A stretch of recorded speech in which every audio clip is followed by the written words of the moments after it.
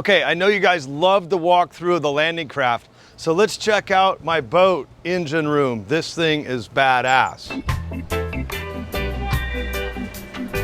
So, we got some rods right here for fishing. Of course, we don't store those inside the engine room, but right in here is where the magic happens.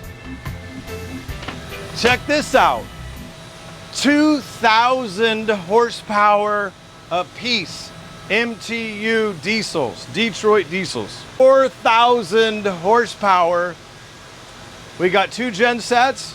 We got 65 kW on that side, 55 kW on that side. This is our fuel stuff right here. This is how many gallons of fuel are on this side. 1,900. Right now we have about 1,450 gallons of fuel on that side.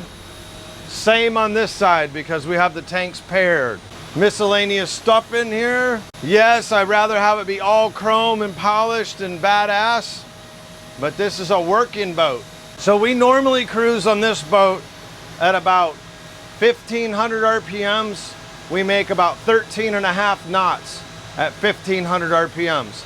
Not bad fuel burn either, about 33 gallons an hour per side at 1,500 RPM. So these engines are powering a 112-foot Westport motor yacht. These things have sequential turbos.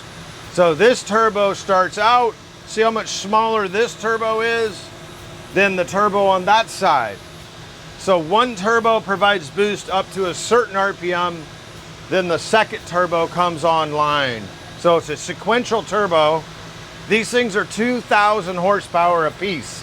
We run them at about 1,400 to 1,500 RPM. They'll run all the way up to 2,000 RPM. The boat will go about 26 knots, but we cruise about 13.5. All the exhaust is wrapped. These are exhaust risers into this giant exhaust that goes out through the side of the boat in the bottom of the boat. We've got hydraulic tanks, gen sets on both sides. We got all the chiller units for the air conditioning down here in this area. Our power cord reel comes in and puts all the power cord in that big bucket over there. That's the lazy man way of putting your power cord away.